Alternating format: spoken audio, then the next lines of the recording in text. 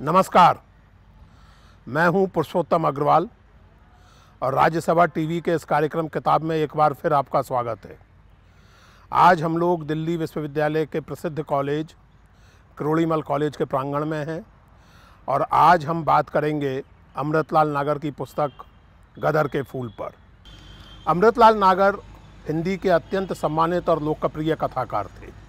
उनके उपन्यास बूंद और समुद्र, अमृत और विष, एकदा नैमिषारण्य, नाच्यो बहुत गोपाल, मानस का हंस बहुत प्रसिद्ध हैं, बहुत लोकप्रिय हैं। जिस पुस्तक पर आज हम बात करने जा रहे हैं वो उपन्यास नहीं है। वो पुस्तक 1957 में अमृतलाल जी ने लिखी थी और पुस्तक के आरंभ में ही नागर जी लिखते हैं कि हमारे देश में स्वजनों की चिता के बाद, उनके दाह संस्कार के बाद फूल चुनने की परंपरा है।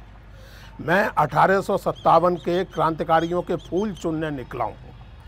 इस तरह ये 1957 में लिखी गई किताब असल में 1857 के विद्रोह का एक जायज़ा लेने की कोशिश थी लोगों की स्मृतियों के जरिए। और चूंकि वो 1957 में ये काम कर रहे थे तो उन्हें ऐसे लोगों तक से मिलने का मौका मिला जिन्होंने अवध में उस संग्राम के कुछ नायकों को देखा था बचपन में।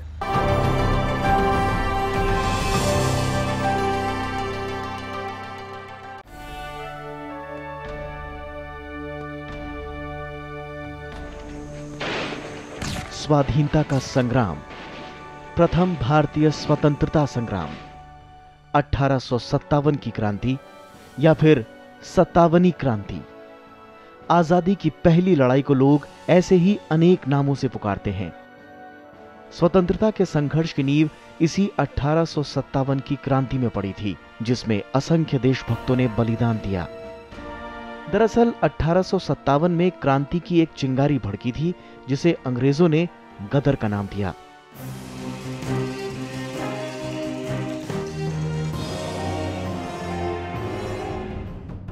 लेकिन 57वीं क्रांति के संबंध में भारतीय दृष्टिकोण से लिखे गए इतिहास का अभाव था। 1907 में विनायक दामोदर सावरकर की किताब the Indian war of independence के बाद 1957 में प्रसिद्ध इतिहासकार रमेश चंद्र मजूमदार ने गदर का इतिहास प्रकाशित किया। हिंदी के यशस्वी साहित्यकार अमृतलाल नागर इससे बहुत असंतुष्ट थे। अपने असंतोष में उन्होंने बहुत मार्के की बात पकड़ी।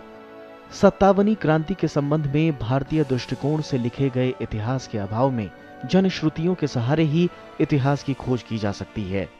ऐसे में अमृतलाल नागर ने अवध क्षेत्र में घूम घूम कर गदर संबंधी स्मृतियों और किंवदंतियों की कड़ियों को जोड़ा। इस दौरान उन्हें गदर के नायकों के रिश्तेदारों से मिलने का मौका मिला। उन्होंने 1957 में 2 महीने से भी कम समय में अपनी किताब गदर के फूल का लेखन पूरा किया। इस किताब में केवल नायक नायिकाएं ही नहीं, उस समय के भारतीय सामाजिक संगठन की भी ऐसी तस्वीर उभरती है जो शैक्षिक तरीके से गढ़ी जाने वाली तस्वीरों से अलग है। आज दुनिया भर के इतिहासकार ओरल हिस्ट्री का महत्व पहचान रहे हैं।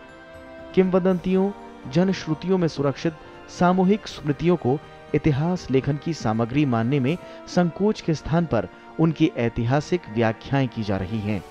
इस लिहाज से अमृतलाल नागर की यह किताब अपने वक्त से आगे और देश में ओरल हिस्ट्री की शुरुआत करने वाली किताबों में से है। इस पर बात करने के लिए हमारे बीच देश के प्रख्यात इतिहासकार, ओरल हिस्ट्री के जानकार, इतिहास दर्शन के जानकार प्रोफेसर लाल बहादुर वर्मा हैं। लाल बहादुर जी, आपका बहुत स्वागत, बहुत धन्यवाद इस कार्यक्रम में। बहुत धन्यवाद। हमारे साथ डॉक्टर सुंदरम एस पांडे हैं जो इसी कॉलेज में हिस्ट्री पढ़ाती हैं। हमारे साथ डॉक्टर ऋचा राय हैं जो जीसस एंड मैरी कॉलेज में हिस्ट्री पढ़ाती हैं। और हमारे साथ कॉलेज के स्टूडेंट्स हैं जो कार्यक्रम के अगले हिस्से में इस बातचीत में हिस्सा लेंगे। डॉक्टर साहब, मैं सबसे पहले इस सवाल से आरंभ करना चाहता हूँ।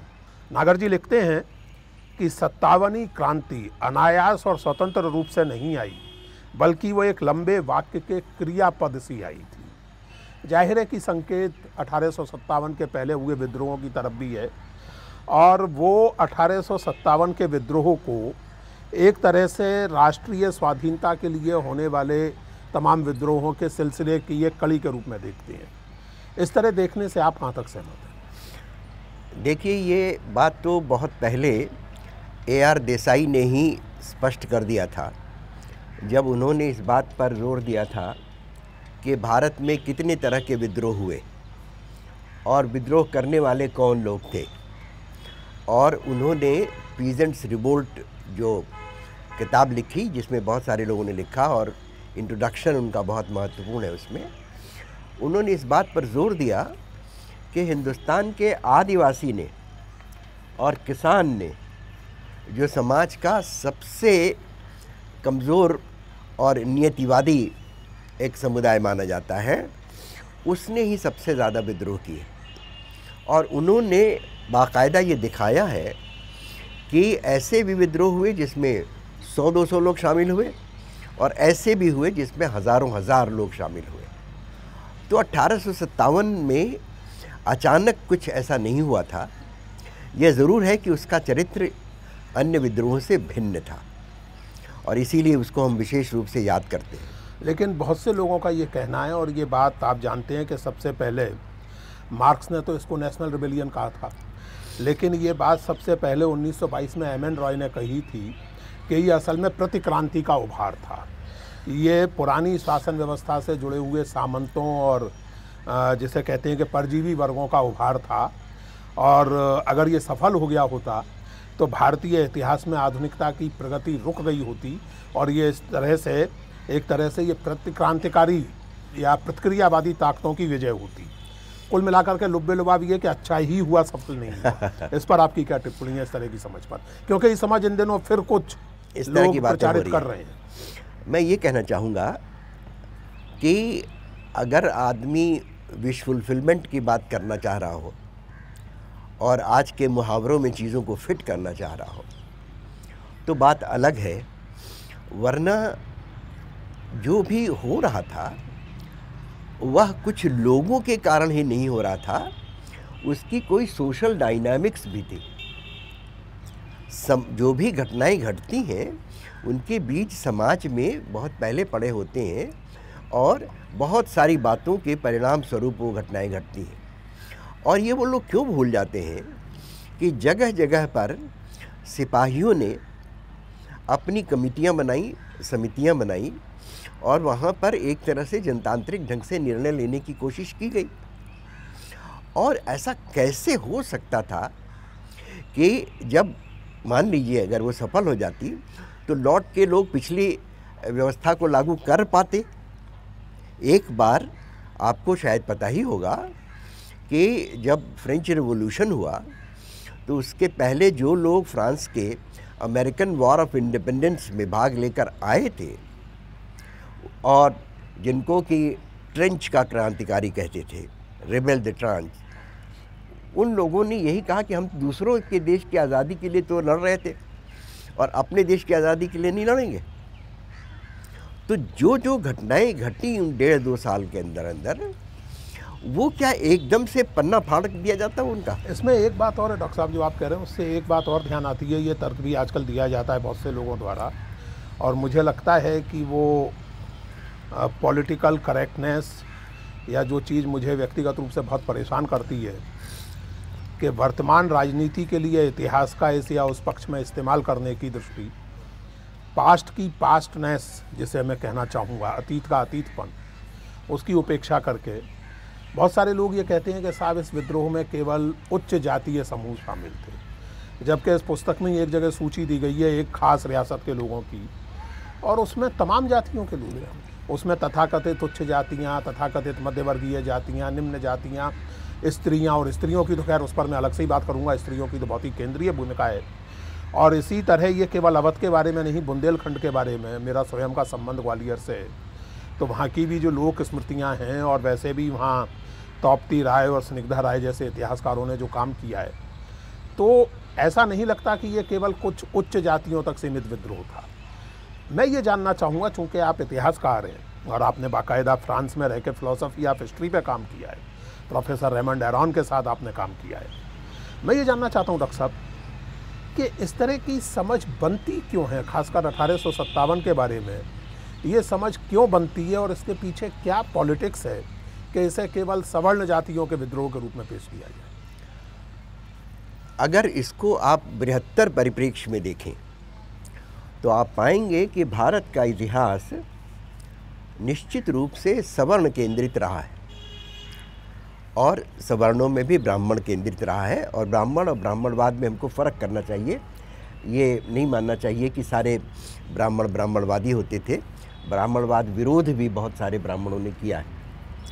तो ऐसी स्थिति में अगर हम जुज़ समझें कि 1857 ने किया क्या, 1857 के पहले सारे हिंदुस्तान के बड़े बड़े राजाओं ने अपना सर झुका लिया था।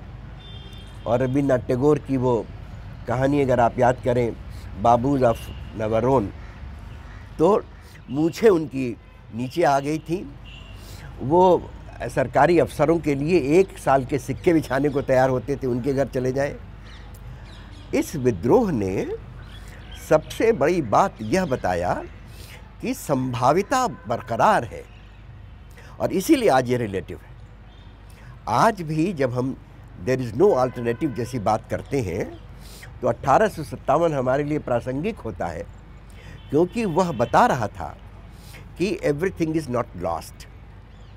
और जो स्वाभिमान रचा, और वह स्वाभिमान किसी जाति विशेष को, समुदाय विशेष को नहीं दिया जा सकता।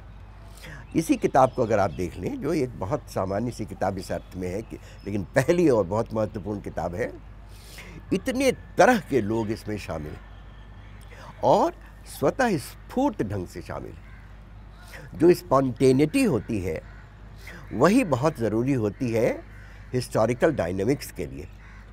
जो प्रायोजित गतियाँ होती हैं वह जो प्रायोजक है अपने हिसाब से उनको बदल लेता है। डॉक्टर साहब, किताब की बात आपने की कि बहुत महत्वपूर्ण किताब है। इस तरह की ओरल हिस्ट्री या मौखिक इतिहास की कोई और किताब इसके पहले आपकी जानकारी में हिंदी में लिखी गई है या हिंदी में तो नहीं लिखी गई, किसी अन्य भारतीय भाषा में? मुझे पता नहीं ज़्यादा, लेकिन अंग्रेजी में, फ्रेंच में तो अपार साहित्य लिखा गया है। नहीं, इस पुस्तक के पहले की मैं बात कर रहा हूँ, क्योंकि ये पुस्तक 1957 की है। हाँ, तो सेकेंड वर्ल्ड वार के बाद ही आप देखेंगे कि सारी दुनिया में ओरल हिस्ट्री एसोसिएशंस बनने शुरू हुए। और आप याद कीजिए, ओरल हिस्ट्री को मैं देख रहा हूँ कि लोग कुछ या तो उसको बहुत गौरवान्वित करते हैं या उसको उपेक्षा की दृष्टि देखते हैं। ओरल हिस्ट्री के पहले ओरल सोर्सेस की बात करनी चाहिए, क्योंकि सारा ओरल सोर्स हिस्ट्री नहीं बनता। जैसे यह भी ओरल हिस्ट्री की किताब नहीं है, यह ओरल सोर्सेस की किताब है। आप कैसे अंतर करेंगे ओरल सोर्सेस और ओरल हिस्ट्री? जब ओरल सोर्सेस को हम अन्य सोर्सेस से तुलनात्मक ढंग से देखकर कोई कोरॉबरेटिव एविडेंस पाते हैं, ऐसा थोड़ी है कि किसी एक आदमी ने जो कहा वही हमने मान लिया। ओरल हिस्ट्री का भी एक बहुत ही विस्तृत मेथडोलॉजी विकसित हुई है। ऐसा भी नहीं है कि जिस तरह का भी इंटरव्यू ले लिया जाए सारा इंटरव्यू मान्य होता है, जैसा हिंदुस्तान में हो रहा है आजकल। किसी का भी इंटरव्यू ले लीजिए, वो उसी तरह से शामिल है। वो तो हर जगह है। बड़ा विद्वान है, अगर अपने प्रेम पत्र लिख रहा है तो भी उतना ही विश्वसनीय है। नहीं, लेकिन डॉक्टर साहब, अगर माफ़ कीजिएगा, इस किताब की अगर बात करें तो इस किताब में देखिए उन्होंने बेगम हजरत महल के प्रोक्लेमेशन का जिक्र किया है, उससे उद्धरण दिए हैं। जो बेगमात के खतूत अवेलेबल हैं उससे उद्धरण दिए हैं, बल्कि आखिर में उसको एक अपेंडिक्स की तरह छापा है। फिर 1857 पर जो मजूमदार की किताब थी, एक तरह से ये किताब उसके खिलाफ पॉलिमिक्स भी करती है, लगातार उसको क्वेश्चन करती है, लेकिन उससे उद्धृत भी करती है। और जो समकालीन कॉरेस्पॉन्डेंट्स वगैरह थे, विलियम रसेल जैसे, उनसे किताब उद्धृत करती है।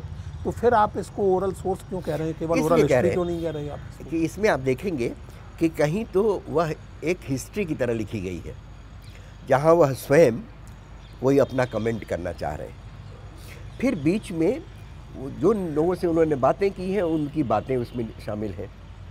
फिर किसी एक स्रोत को, जैसे आरसी मजूमदार को 1857 में इसलिए भी इनको गुस्सा आया होगा और हम सबको आया था, क्योंकि उन्होंने साफ बोल दिया था। वो एक ज़माने में आपको याद हो कि वोल्टेयर ने होली रोमन एम्पायर के लिए कहा था, it was neither holy nor Roman nor empire. तो उसी तर्ज पर वो आर.सी. मजूमदार साहब ने बोला टोटल था रिजेक्शन कि किया था। It was neither first nor national nor war of independence, इसलिए उसकी उन्होंने आलोचना की, वरना उनका कोई प्राधिकार नहीं है, वो अथॉरिटी नहीं है 1857 पर, वो मुख्यतः प्राचीन भारत के नहीं, ये तो इतिहास उन्होंने का- स्वयं लिखा है। नागर जी ने लिखा है कि मजूमदार जी जो हैं वो प्राचीन भारत के इतिहास के पंडित हैं, 1857 पर वो लिख ही क्यों रहे हैं? इसलिए उन्होंने हम बाकायदा लोगों ही को सवाल इसका उठाया। ध्यान रखना चाहिए कि ये किताब 1857 की शतवार्षिकी पर 1957 में लिखी गई है।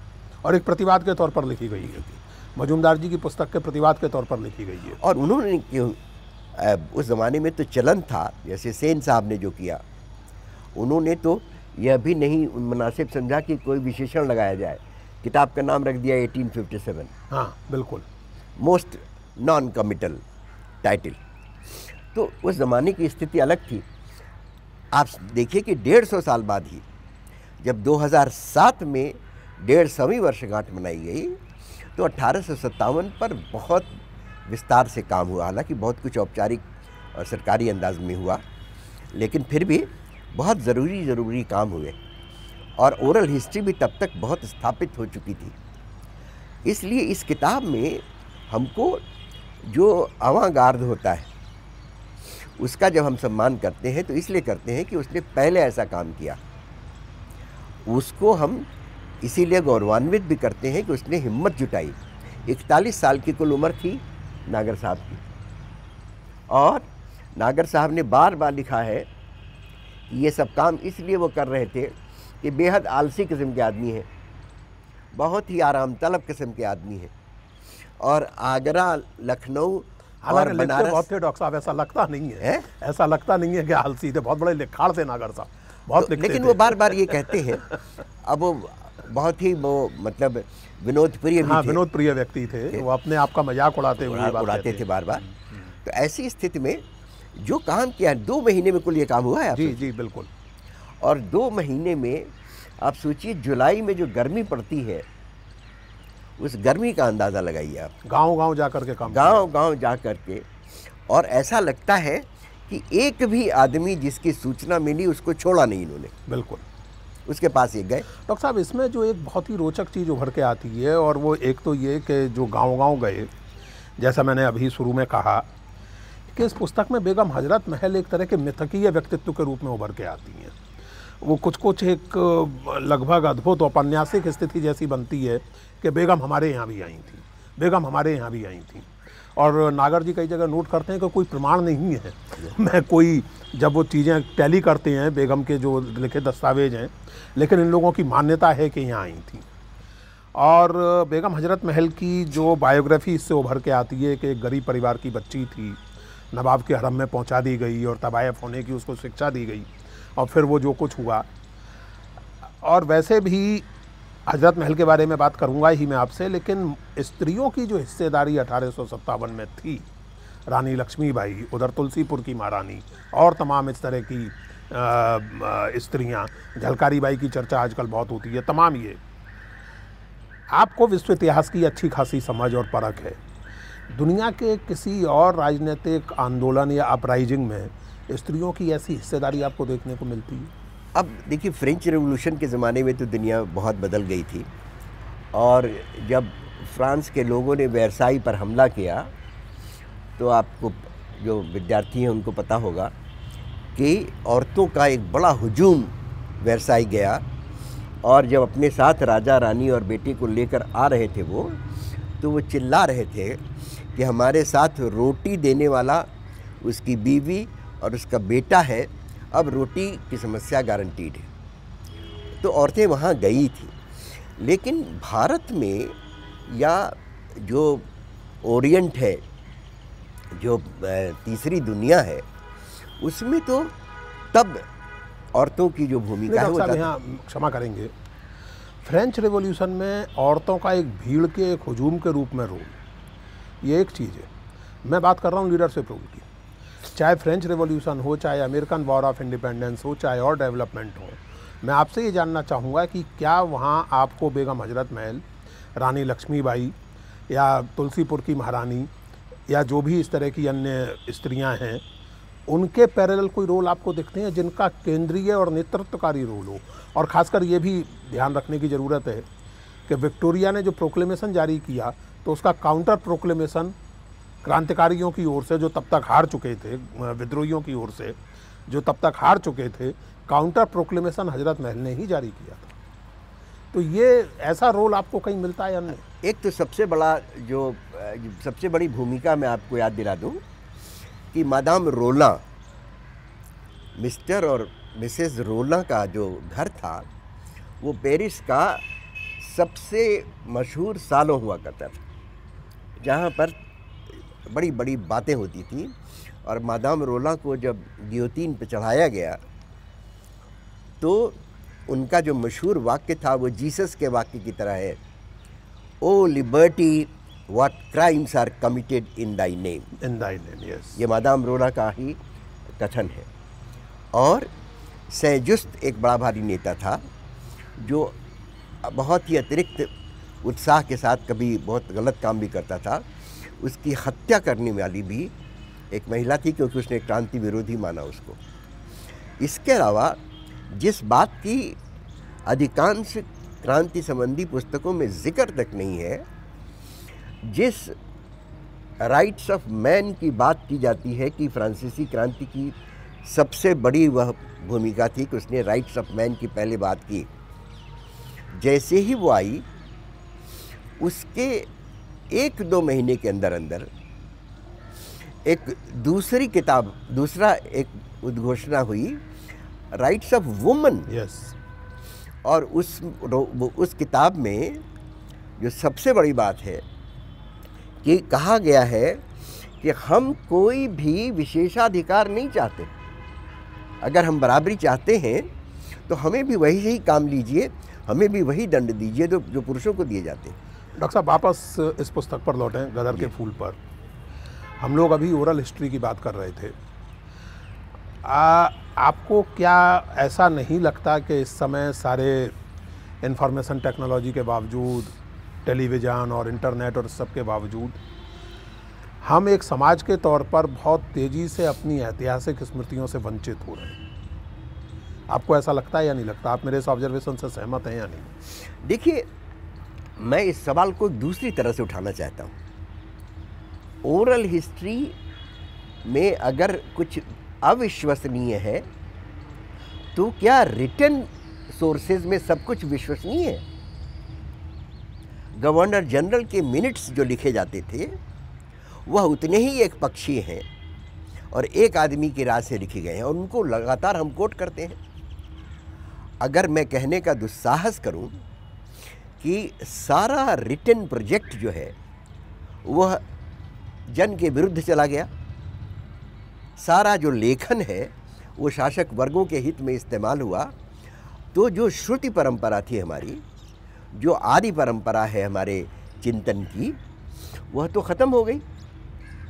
और फिर अगर हम मौखिक इतिहास की बात करते हैं तो एक बात का केवल हम ध्यान रखें कि जब एक बड़ी मशहूर सी पंक्ति है कि जहाँ काम आवे सुई कहा करे तलवार, तो अगर सुई की ही ज़रूरत है तो वह एक बहुत बड़े भूसे के ढेर में भी होगी तो हमें निकालना पड़ेगा।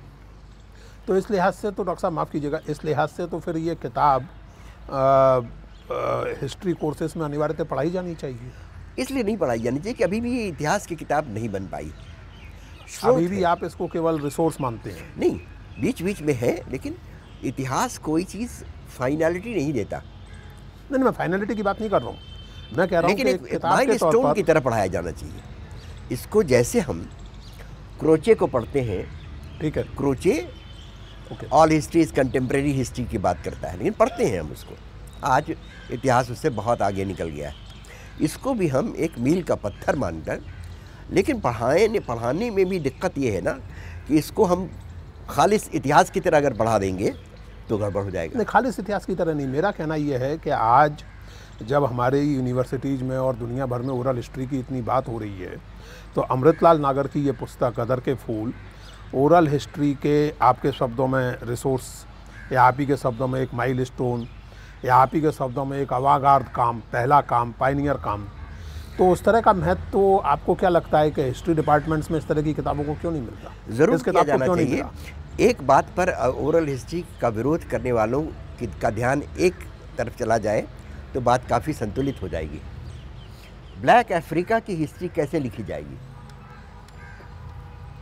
ब्लैक अफ्रीका की हिस्ट्री हमारे अपने नॉर्थ ईस्ट की, जहाँ आपने हमारे बरसों काम किया है। मैं नॉर्थ ईस्ट में था, मेरे पास एक थीसिस आई नागालैंड की जो पूरी तरह ओरल हिस्ट्री पर ही बेस्ड थी और वंडरफुल काम। ओके, होता यह है कि ओरल हिस्ट्री में विश्वसनीयता को बहुत अच्छी तरह से परखना पड़ता है। ऐसा नहीं कि ओरल हिस्ट्री स्रोत में जो आया वो सब विश्वसनीय। बहुत धन्यवाद डॉक्टर साहब आपका। अब हम फिलहाल एक ब्रेक के लिए रुकेंगे और इसके अगले हिस्से में, कार्यक्रम के अगले हिस्से में प्रोफेसर लाल बहादुर वर्मा और ऑडियंस के बीच बातचीत होगी। अब वक्त है एक ब्रेक का, दोबारा बातचीत करेंगे ब्रेक के बाद। इस किताब की महानता ये है कि बीच बीच में क्रांतिकारियों के अंदर जो तरह तरह की फूट थी, तरह तरह का विग्रह था, उसको भी चिन्हित।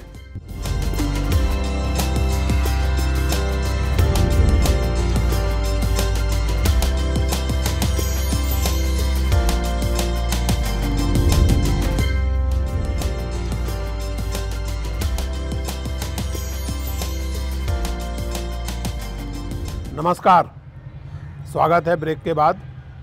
और जैसा आप जानते हैं, इस सेगमेंट में ऑडियंस से बात होगी।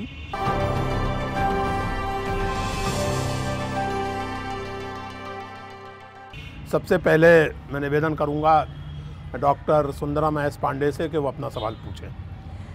मैं यहाँ से बात शुरू करना चाहती हूँ कि मौखिक इतिहास उन जनजातियों के लिए और उन लोगों के लिए तो बहुत महत्वपूर्ण है जहाँ कोई भी लिपि नहीं है, लेकिन भारत में भी अगर देखा जाए तो गदर के समय में सब कुछ लिपि रहते हुए भी, सब कुछ होते हुए भी सब कुछ लिखा तो जा नहीं सकता था।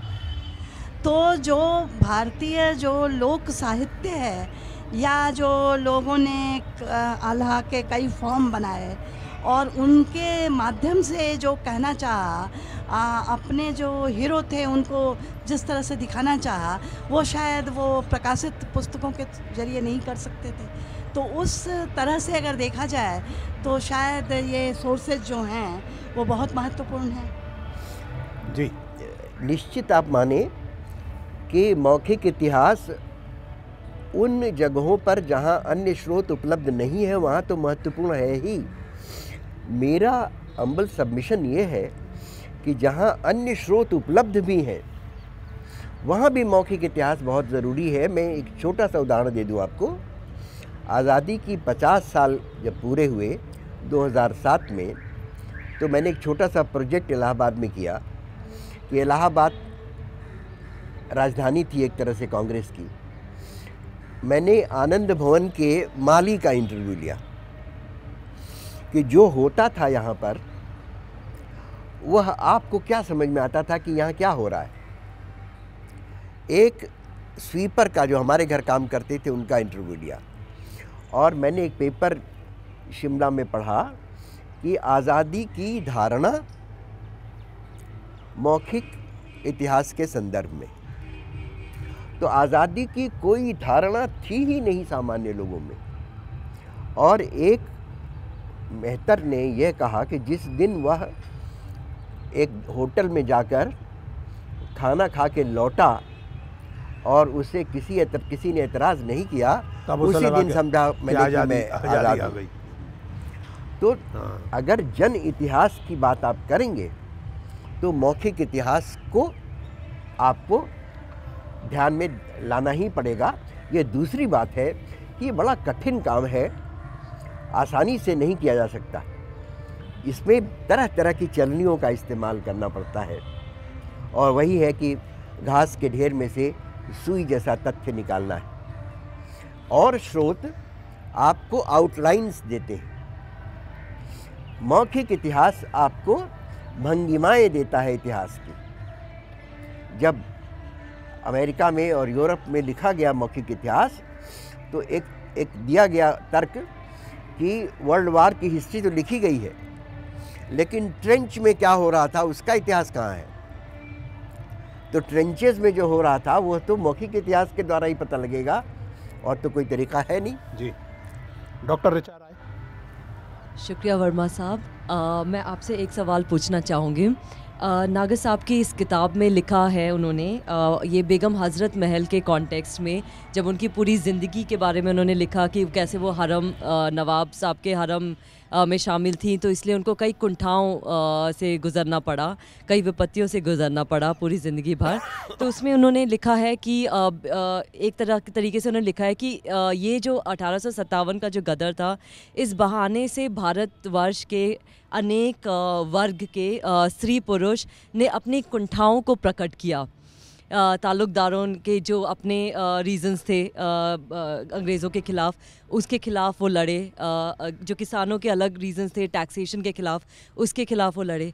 तो क्या नागर साहब की किताब से ये नहीं लगता है कि जो 1857 का युद्ध था, क्या हम उसको वाकई में राष्ट्रीय आंदोलन का प्रतीक मान सकते हैं? फिर से मैं आपको उसी जो डिबेट है उसमें ले जाना चाहूँगी कि इसमें नागर साहब का कैसे व्यू पॉइंट आता है, जब वो स्पेशली जब ये ऐसे लिखते हैं। रोचक सवाल डॉक्टर साहब इस शब्दावली में भी बनता है कि ये राष्ट्रीय आंदोलन था या कुंठाओं का राष्ट्रीय अभिव्यक्ति था। आप देखें कि नागर साहब ने लगातार 57वीं क्रांति शब्द भी इस्तेमाल किया है और गदर भी इस्तेमाल किया है।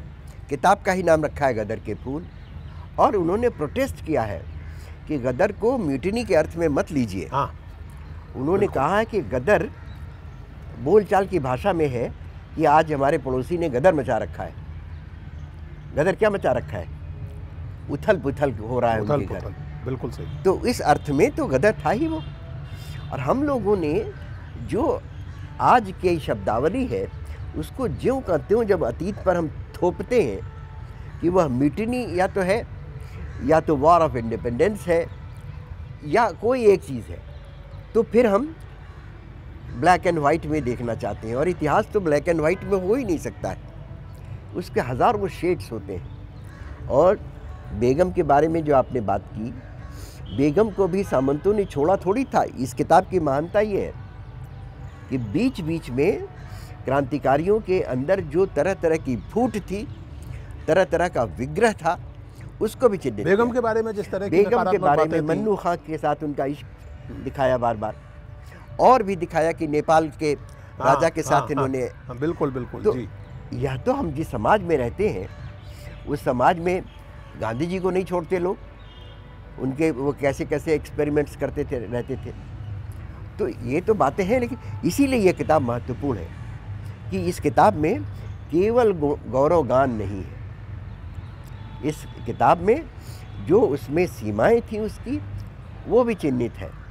लेकिन कुल मिलाकर ये शतवार्षिकी है नागर साहब की, ये भी हम ध्यान में रखें कि असाधारण लेखक थे वो। और ये कहना तो बड़ा सरलीकरण है कि वो प्रेमचंद के वारिस थे।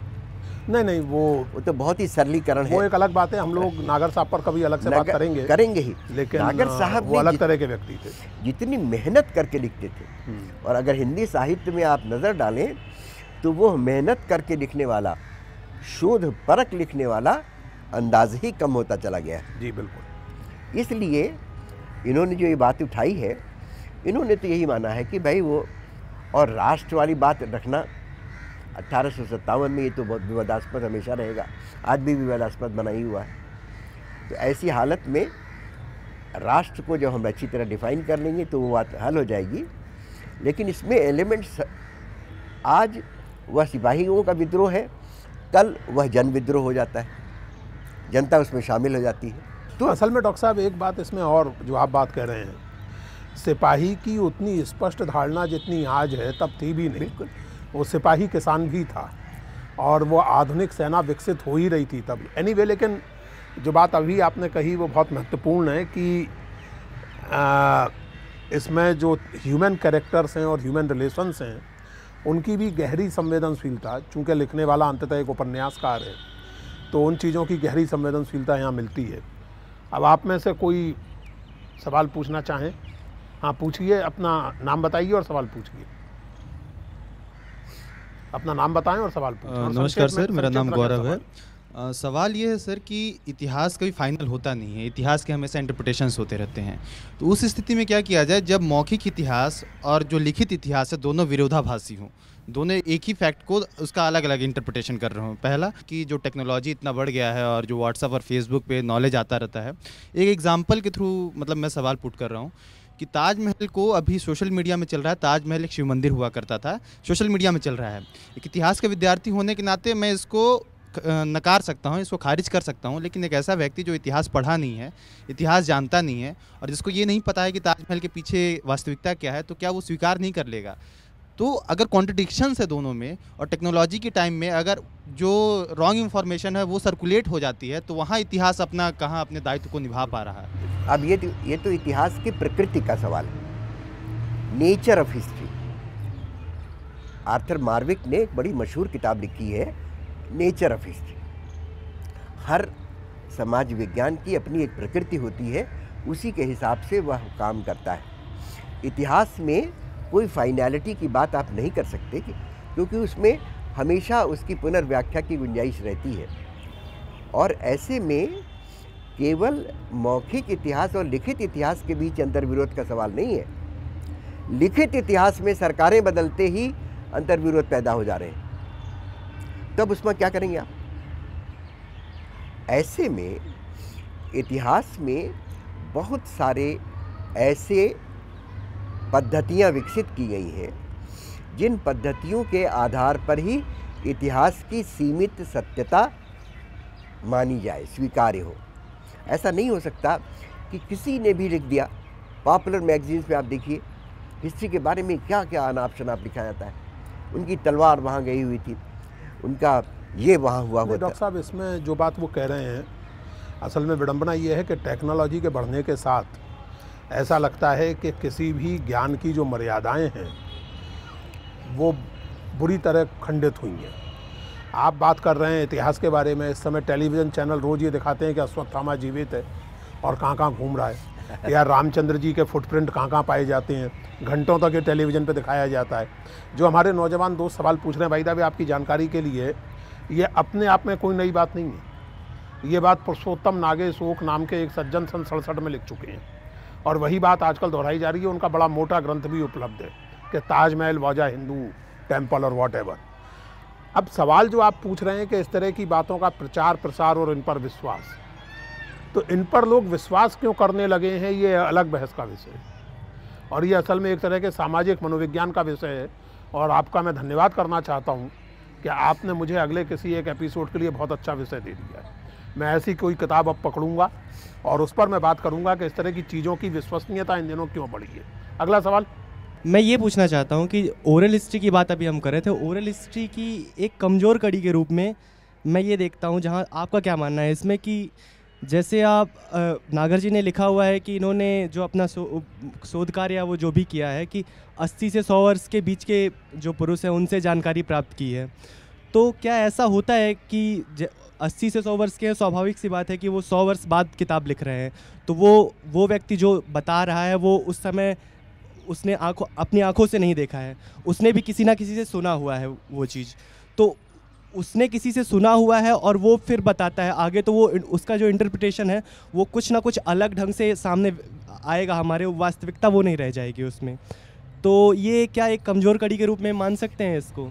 मित्र, इतिहास का सबसे विश्वसनीय स्रोत पुरातत्व माना जाता है और आपको पता होना चाहिए कि पुरातत्व में जितना फर्जीवाड़ा है जिसकी कोई इंतहा नहीं। अकबरी लोटा वाली कहानी अगर आपने पढ़ी हो कि लोटे को गाड़ करे उसको बना दिया गया कि अकबरी लोटा है, तो पुरातत्व में जो भी निकले वो सब सही। और बाकायदे धंधा था, जब यूनान के आसपास की खुदाइयाँ शुरू हुई, पूरे मध्यकालीन यूरोप में ईसा मसीह के शरीर के हिस्से मिलते रहे, कहाँ मिलते रहे। तो ऐसा यह पूर्वाग्रह हटा दीजिए कि पुरातत्व ज़्यादा विश्वसनीय है, मौखिक स्रोत कम विश्वसनीय। पुरातात्विक भी अविश्वसनीय है। लेकिन डॉक्टर साहब वो जो सवाल पूछ रहा है लड़का, उसको मैं थोड़ा ठीक से फ्रेम करूँ उनका कहना यह है कि नागर जी ने किन्हीं सज्जन से बात की। अब वो सज्जन भी सुनी सुनाई सुना रहे हैं, तो उन्होंने जो सुनी और नागर जी को जो सुनाई वो जाहिर है कि वैसे का वैसा तो नहीं रहा होगा। तो इस तरह से इसको हम, जो बात आप कह रहे थे कि क्या इसको एक विश्वसनीय स्रोत माना जा सकता है इस तरह सुनी सुनाई बातों को? इसीलिए कि उनका सवाल ये है, जब तक हम किसी भी स्रोत को, जो लिखित स्रोत है नेशनल आर्काइव्स में, उनको भी हम ज्यों का त्यों नहीं मानते, जब तक हम उसको किसी अन्य स्रोत से भी कोराबरेट नहीं कर लेते। मौखिक स्रोतों में कोराबरेशन बड़ा कठिन होता है, लेकिन उसकी भी पद्धतियाँ विकसित हुई हैं। हमको एक साहब ने बोल दिया तो हम मानेंगे थोड़ी। जैसे चलन है, एक सिक्का मिला, उस पर कोई शासक महोदय संगीत का यंत्र लिए हुए हैं और उसी पर लिख दिया जाएगा कि वो बहुत संगीत प्रिय थे। डॉक्टर साहब एक मिनट, ये जो बात कह रहे हैं डॉक्टर साहब, इस किताब में ही ये बातचीत में आई भी थी बात। वो कहते हैं कि फलां गांव के व्यक्ति ने कहा कि बेगम यहाँ आई थी, लेकिन मुझे कोई प्रमाण नहीं मिला। यानी बेगम हजरत महल उस पर्टिकुलर गांव में आई थी, ये उस गांव में परंपरा है, मौखिक रूप से चली आ रही। जरूरी नहीं कि नागर जी उसको सही मान लें। वही बात कह रहे हैं कि कोरेबोरेट उन्होंने भी किया है अपने ढंग से। और कोई सवाल?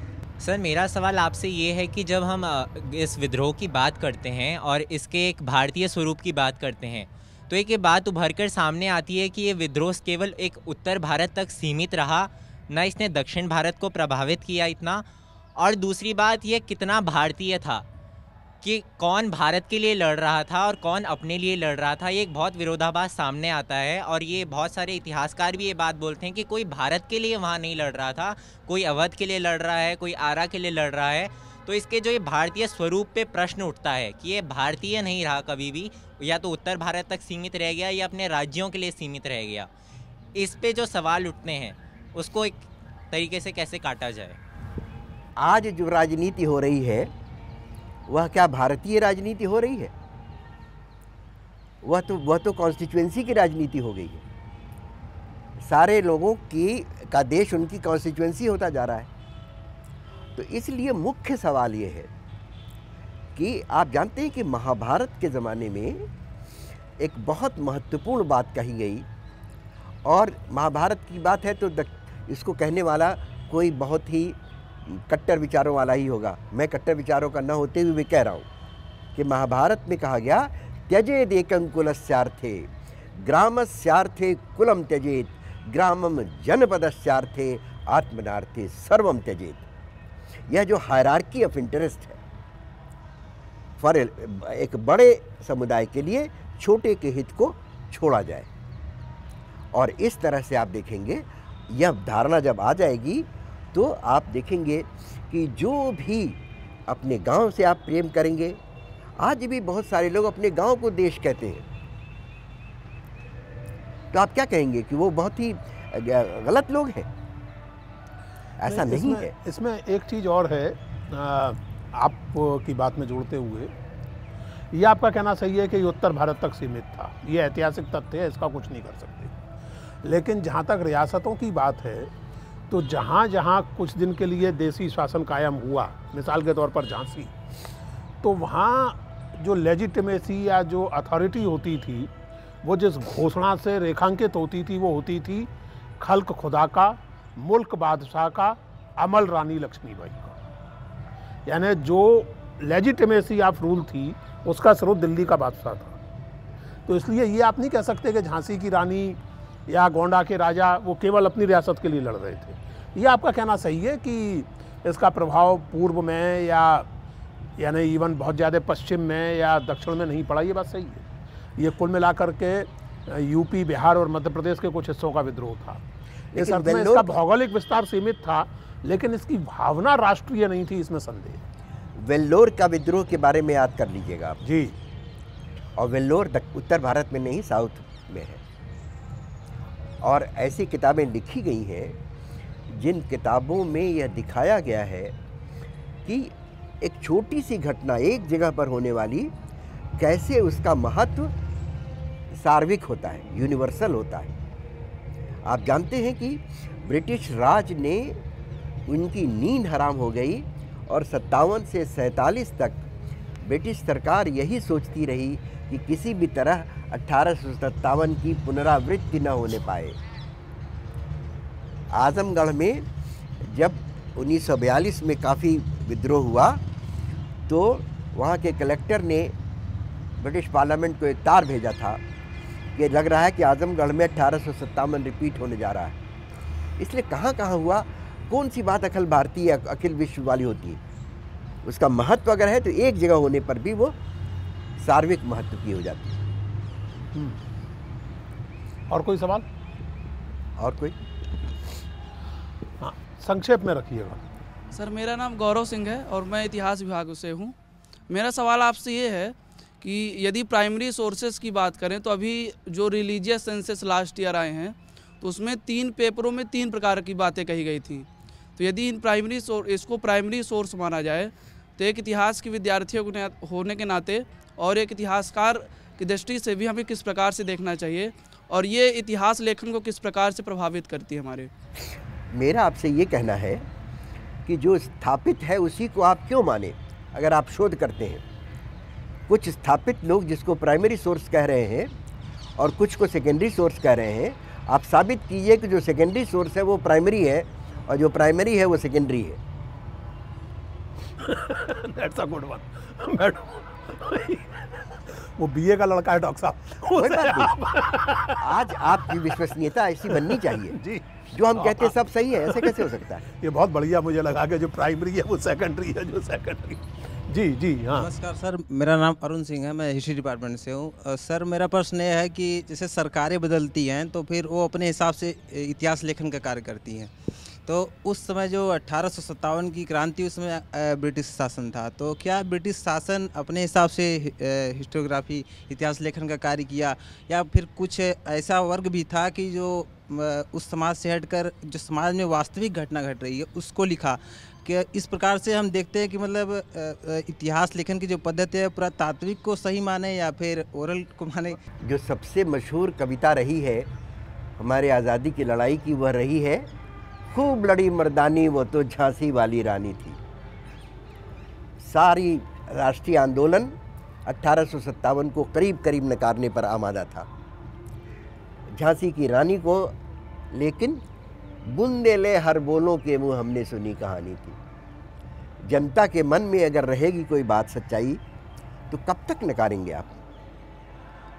इसीलिए 1857 के प्रति एक आकर्षण बढ़ रहा है और इसलिए मत कहिए कि उसमें झांसी की रानी हुई और ये हुई। उसमें पहली बार लोगों ने परिवर्तन कामी होने की चेष्टा की। बहुत धन्यवाद डॉक्टर साहब आपका, बहुत अच्छी चर्चा रही। आप सब लोगों का बहुत धन्यवाद। प्रोफेसर वर्मा एक बात हमेशा कहते हैं और वो इतिहास के विद्यार्थियों को याद रखनी चाहिए कि आप अगर किसी गांव का भी इतिहास लिखते हैं, आप अगर अपने कॉलेज का भी इतिहास लिखते हैं तो अंततः वो विश्व इतिहास का हिस्सा है। विश्व इतिहास से मुक्ति नहीं है, आप कितना भी लोकल हो लें। एक बात। दूसरी, जो आप सुभद्रा जी की कविता याद कर रहे थे, असल में सुभद्रा जी जब उस कविता में ये कहती हैं बुंदेले हर बोलों के मुख हमने सुनी कहानी थी, तो वो केवल एक रिटोरिक का इस्तेमाल नहीं कर रही हैं। मैं उस क्षेत्र का हूँ और मैं जानता हूँ, वहाँ कम से कम मेरी पीढ़ी तक ये लोकगीत प्रचलित था कि सिगरे सिपहियन को पेड़ा जलेबी, आप चबाई गुड़धानी रे, खूब लड़ी भैया वो तो मर्दानी लक्ष्मीबाई रानी रे। तो ये जो लोकगीत थे उन्हीं को वो कविता एक कविता का रूप देती है और इसलिए ओरल हिस्ट्री उतना अप्रामाणिक डिसिप्लिन नहीं है जितना कि बहुत से लोगों को लगता है। लेकिन हाँ, जाहिर है कि हर ओरल हिस्ट्री सच नहीं होती, उसी तरह जैसे कि कोई भी पूरी तौर से हिस्ट्री सच नहीं होती। बहुत अच्छी बातचीत ये रही, आप लोगों का धन्यवाद। मुझे उम्मीद है कि ये कार्यक्रम हमारे श्रोताओं को अच्छा लगा होगा। हर बार की तरह फिर से आपसे निवेदन है कि इस कार्यक्रम पर अपनी राय हमारे फेसबुक पेज facebook/राज्यसभा टीवी या हमारे ट्विटर हैंडल पर #किताब करके भेजें। इस कार्यक्रम के बारे में अपनी राय, इस पुस्तक के बारे में अपनी राय और किस तरह की पुस्तकों पर आप बातचीत चाहेंगे, किस पुस्तक पर आप बातचीत चाहेंगे, ये सुझाव, जो भी राय या सुझाव हमें सबसे महत्वपूर्ण और सबसे रोचक लगेंगे उसे भेजने वाले व्यक्ति को कुछ पुस्तकों का उपहार देकर हम पुरस्कृत भी करेंगे। धन्यवाद। अगले सप्ताह फिर मिलते हैं किसी और महत्वपूर्ण किताब पर, किसी और महत्वपूर्ण विद्वान के साथ बात करने के लिए। तब तक देखते रहिए राज्यसभा टीवी। धन्यवाद।